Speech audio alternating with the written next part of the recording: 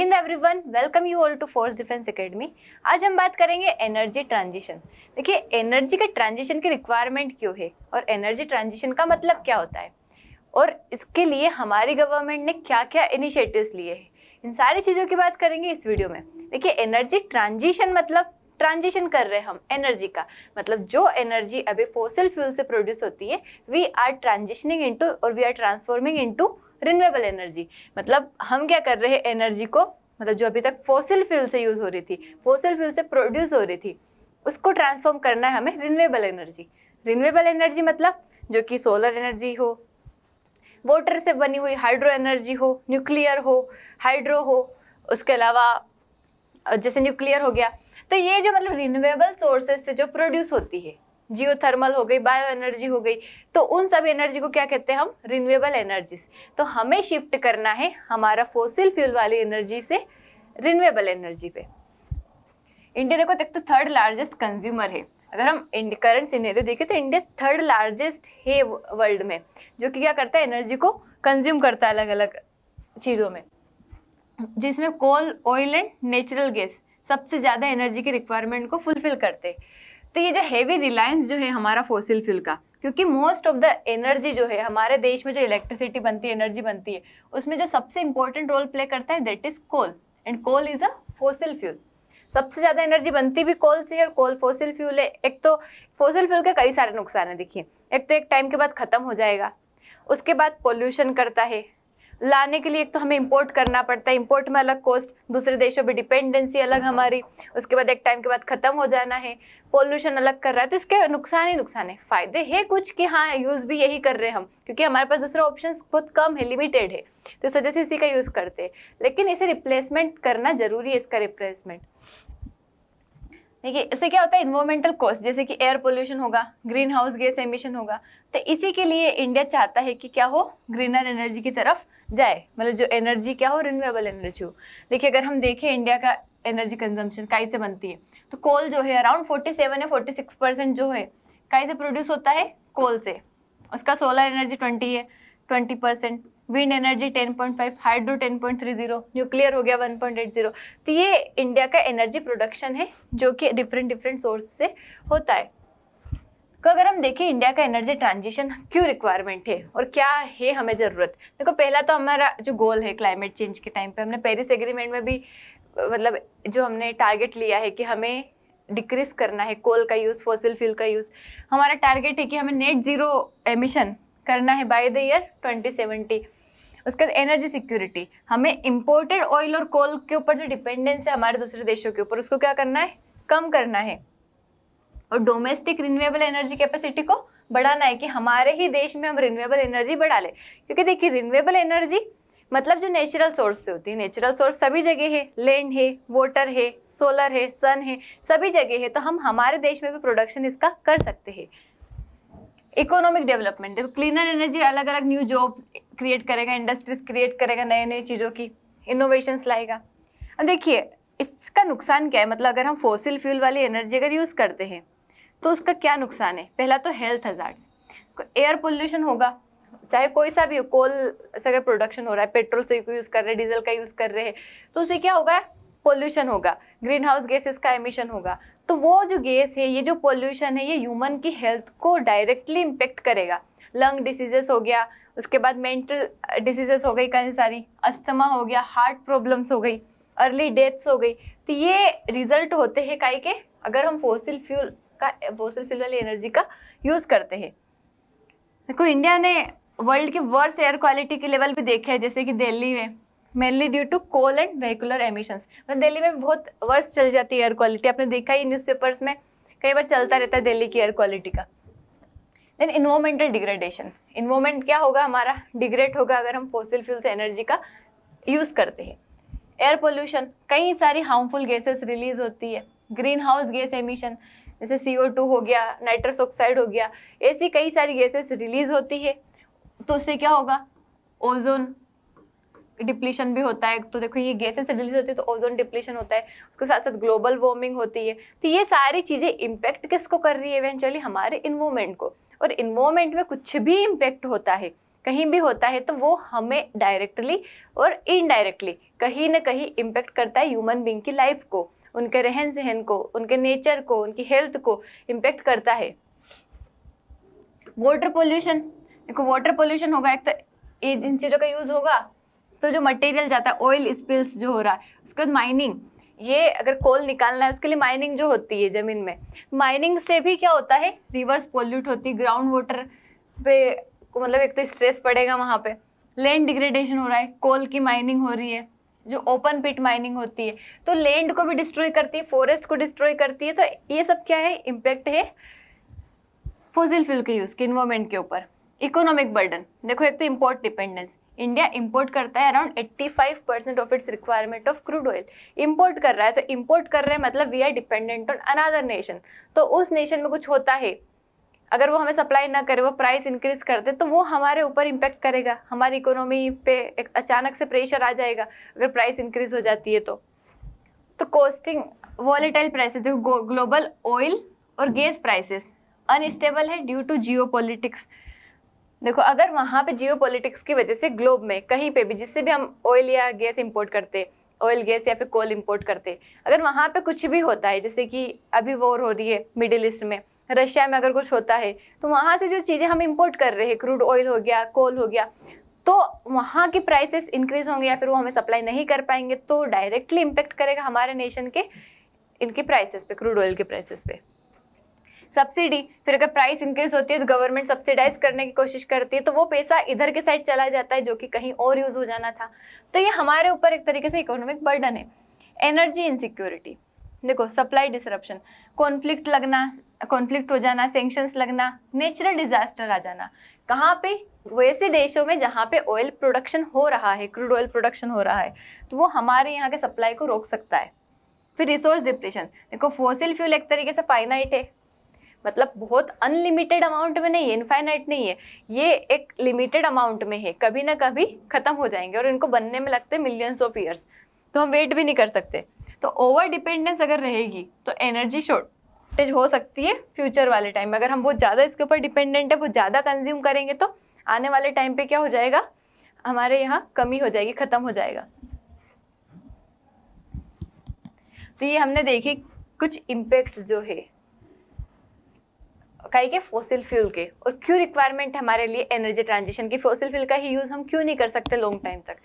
तो देखेंगे गवर्नमेंट ने क्या क्या एफर्ट्स लगाए, गवर्नमेंट ने क्या क्या इनिशिएटिव्स लिए कि हम एनर्जी ट्रांजिशन करें, हम फॉसिल फ्यूल का यूज़ खत्म करके रिन्यूएबल एनर्जी की तरफ आए। तो पहला क्या है इसमें, नेशनल सोलर मिशन। देखो as a name suggest solar, मतलब ये काय से रिलेटेड है, सोलर से रिलेटेड है। देखिए 2008 में गवर्नमेंट ने लॉन्च किया था national action plan on climate change, जिसके अंदर डिफरेंट 8 मिशंस थे जो कि क्लाइमेट से रिलेटेड अलग अलग सेक्टर्स में डील करते थे, जैसे वाटर हो गया, सोलर एनर्जी हो गया, उसके बाद क्लीन एनर्जी हो गया, एनर्जी एफिशिएंसी हो गया, माउंटेन्स को सेव करना हो गया, एग्रीकल्चर को सेव करना। तो ऐसे करके 8 मिशन से डिफरेंट जिसके ऊपर इसमें फोकस किया गया था, जिसमें से एक था नेशनल सोलर मिशन, जिसका एम क्या था कि 280 गीगावाट सोलर कैपेसिटी बनाना हमें बाय द ईयर 2030, मतलब इतनी सोलर एनर्जी हमें हमारे देश में प्रोडक्शन करना है।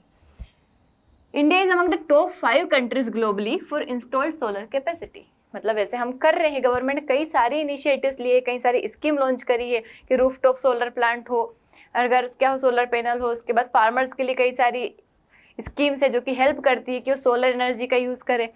गवर्नमेंट भी ने बहुत सारा फोकस किया है, डेवलप भी किए कई सारे सोलर पावर प्लांट्स काई के लिए, ताकि सोलर एनर्जी को डेवलप कर सके। सोलर एनर्जी जो कि सन से प्रोड्यूस होती है, दैट इज रिन्यूएबल एनर्जी, क्योंकि सन कभी थोड़ी ना जाएगा, नहीं सन खत्म हो जाएगा, तो सन से हम क्या कर सकते हैं, लंबे समय तक, मतलब बहुत आगे तक, बहुत फ्यूचर तक क्या कर सकते हैं, उससे एनर्जी प्रोडक्शन कर सकते हैं। फिर इंटरनेशनल सोलर अलायंस, देखो ये ग्लोबल इंटरनेशनल अलायंस है जो कि जिसका हेडक्वार्टर इंडिया में है, गुरुग्राम हरियाणा में, गुरुग्राम हरियाणा। ये भी किस लिए बनाया, ताकि हम जो है सोलर एनर्जी को बढ़ा सके। इसमें इंडिया और फ्रांस ने मिलकर इसको लॉन्च किया था 2015 में, ताकि सोलर एनर्जी को बढ़ा सके, सोलर एनर्जी को इंक्रीज कर सके।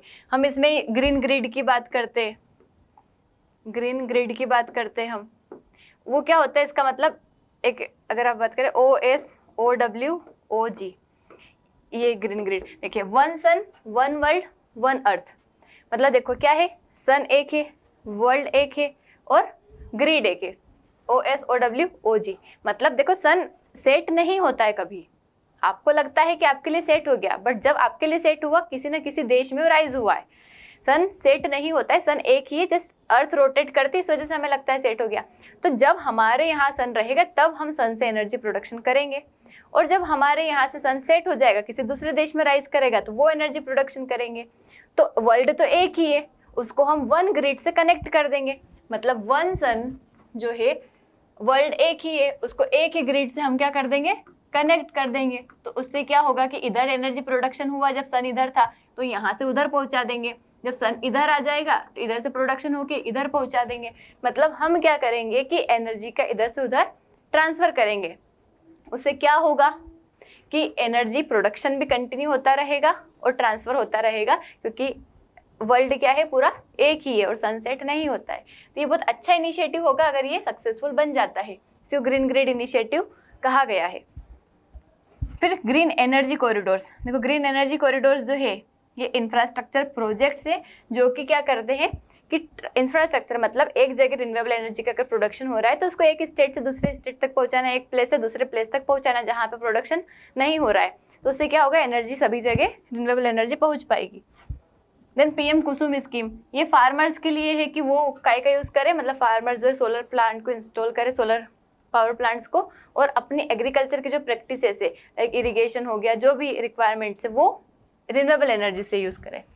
फिर faster adoption and manufacturing of hybrid and electric vehicle, fame scheme जो है इसका काम क्या है कि इलेक्ट्रिक व्हीकल्स जो है उनको प्रमोट करना, हाइब्रिड व्हीकल्स मतलब जो यहाँ पे अगर हो सकता है जैसे EV जो है कभी काम ना करे, चार्ज खत्म हो जाए, तो वहाँ पे फॉसिल फ्यूल का मतलब इसका यूज़ कर ले, लेकिन कैसा हो, इलेक्ट्रिक व्हीकल हो, जो हाइब्रिड भी हो और इलेक्ट्रिक व्हीकल्स भी हो, इन दोनों का क्या होगा, वहाँ पे प्रोडक्शन होना चाहिए, ज़्यादा से ज़्यादा एडॉप्शन करना है हमें, ताकि हम शिफ्ट कर सके रिन्यूएबल एनर्जी की तरफ।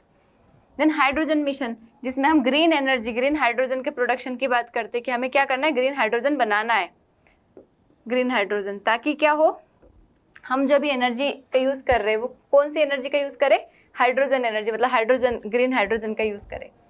Become a global hub for green hydrogen production, green hydrogen से क्या होगा कि अभी जो एनर्जी का यूज़ कर रहे हैं जो कि फॉसिल फ्यूल वगैरह है, इन सब का पे से डिपेंडेंस कम होगी और इसका हम यूज़ करेंगे। तो कई सारी इंडस्ट्री जो हो गई जहाँ पे जैसे स्टील, सीमेंट, फर्टिलाइजर्स, तो वो क्या करेंगे, इस हाइड्रोजन का यूज़ करेंगे दूसरी चीज़ों की जगह। रिन्यूएबल एनर्जी के target 500 gigawatt of non fossil fuel energy capacity हमें बनाना है बाय 2030। तो इस टारगेट को फुलफिल करने के लिए चीज़ें रिक्वायर्ड है। फिर एनर्जी एफिशिएंसी, देखो जैसे परफॉर्म, अचीव, ट्रेड, ये PAT स्कीम हो गई। फिर उजाला स्कीम हो गई, ये भी काय के लिए बनाई गई है, एनर्जी के ट्रांजिशन के लिए, मतलब हमें रिन्यूएबल एनर्जी का यूज़ करना है। उजाला स्कीम मतलब जो पहले बल्ब यूज़ किए जाते थे उनको हमें चेंज करना है, ट्रांसफर करना है, किससे, LED बल्ब से, क्योंकि LED बल्ब कम पोल्यूट करते हैं, कम एनर्जी कंज्यूम करते हैं, तो उससे क्या होगा, एनर्जी बच जाएगी हमारे। जैसे पहले वाले अगर जो बल्ब आते थे वो ज़्यादा एनर्जी कंज्यूम करते थे, तो उनकी एनर्जी जो मतलब जो इलेक्ट्रिसिटी जो बन रही है उसको ज़्यादा कंज्यूम करते, तो वहीं अगर LED बल्ब जो है वो क्या करते, कम एनर्जी को कंज्यूम करते, तो हेल्पफुल रहेंगे एनर्जी को सेव करने में। कभी के तक के अचीवमेंट देखें तो बाय द ईयर 2024 इंडिया में के renewables including hydro around 40% total जो पावर कैपेसिटी है उसमें 40% रिन्यूएबल्स हमने बनाना स्टार्ट कर दिया है। वर्ल्ड का 3rd largest renewable energy producer है। उसका सोलर और विंड एनर्जी ने भी काफ़ी कॉस्ट रिडक्शन देखा है हमारे इंडिया में, मतलब हम धीरे धीरे वर्क कर रहे हैं इसके ऊपर और हमने अचीवमेंट भी किए हैं। लेकिन देखिए इसका चैलेंज क्या है, तो पहला तो क्या है, सोलर और विंड एनर्जी जो है को हमेशा अवेलेबल नहीं हो पाती है, हमेशा अवेलेबल नहीं हो पाती है, क्योंकि विंड हमेशा तो चलेगी नहीं, जहाँ जिस कुछ पर्टिकुलर प्लेसेस पे लगती है वो, और जब हवा चलेगी तब प्रोडक्शन होगा। सोलर एनर्जी सूरज रहेगा तब होगा, तो ये हर जगह नहीं हो पाती। और उसके बाद स्टोरेज बन भी गई अगर, तो उसको स्टोर करना पर्टिकुलर और पहुँचाना जब ज़रूरत लगे, वो मुश्किल अभी हमारे लिए। इंफ्रास्ट्रक्चर के अभी वो ग्रिड जो है इतनी मॉडर्न लेवल की नहीं है, बैटरी स्टोरेज जो है अभी डेवलप हो रही है, हमारे पास अभी इतना रिसोर्सेस नहीं, इतना इंफ्रास्ट्रक्चर नहीं है कि हम इस एनर्जी का यूज़ करें बहुत ज़्यादा। पूरे मतलब 100%। लैंड अगर ये हमें रिन्यूएबल प्रोजेक्ट बनाना है तो रिन्यूएबल चीज़ें बनती ही नेचर वाली चीज़ों से है, तो नेचर के लिए लैंड चाहिए आपको, वाटर की अवेलेबिलिटी चाहिए, तो ये इसके लिए जगह चाहिए आपको, तो वो अवेलेबल हर जगह नहीं हो पाती है। इन्वेस्टमेंट देखो अराउंड $200 बिलियन की इन्वेस्टमेंट लगेगा बाय द ईयर 2030। उसके बाद पॉलिसी इम्प्लीमेंटेशन, कोऑर्डिनेशन जो है सेंट्रल और स्टेट गवर्नमेंट का, वो भी जरूरी है। तो क्या इंडिया की एनर्जी फ्यूचर जो है, मतलब हमारा जो एनर्जी फ्यूचर है वो मल्टी सोर्स होगा, मतलब हमारा एक्सपेक्टेड क्या है, मल्टी सोर्स होगा, मतलब सोलर से भी, सन से भी एनर्जी प्रोडक्शन करेंगे हम, वाटर से भी करेंगे हाइड्रो एनर्जी, उसके बाद green hydrogen, nuclear energy, wind energy, bio energy, इन सब से मिलके हमारा सोर्स होगा, तभी एनर्जी ट्रांजिशन हो पाएगा। हम सिर्फ एक सोर्स पे नहीं डिपेंड हो सकते कि हाँ हमने ट्रांजिशन किया मतलब बस सिर्फ सोलर से हम एनर्जी लेंगे, हम अलग अलग डिफरेंट सोर्सेज से रिन्यूएबल एनर्जी का प्रोडक्शन करेंगे। फिर innovation in energy storage, smart grids और कार्बन कैप्चर, ये सब इंपॉर्टेंट रोल प्ले करेंगे हमारे यहाँ एनर्जी ट्रांजिशन में। अगर स्ट्रॉन्ग पॉलिसी सपोर्ट रहा, पब्लिक प्राइवेट का कोलैबोरेशन रहता है, तो इंडिया क्या बन सकता है, ग्लोबल लीडर बन सकता है क्लीन एनर्जी में। तो आई होप आपको समझ आया होगा क्या है एनर्जी ट्रांजिशन, क्यों रिक्वायर्ड है और गवर्नमेंट ने क्या क्या किया है इसके लिए। तो अगर आपको इसका PDF चाहिए तो you can join our channel SSB world FDA। I hope आपको समझ आया होगा। Thank you so much. जय हिंद।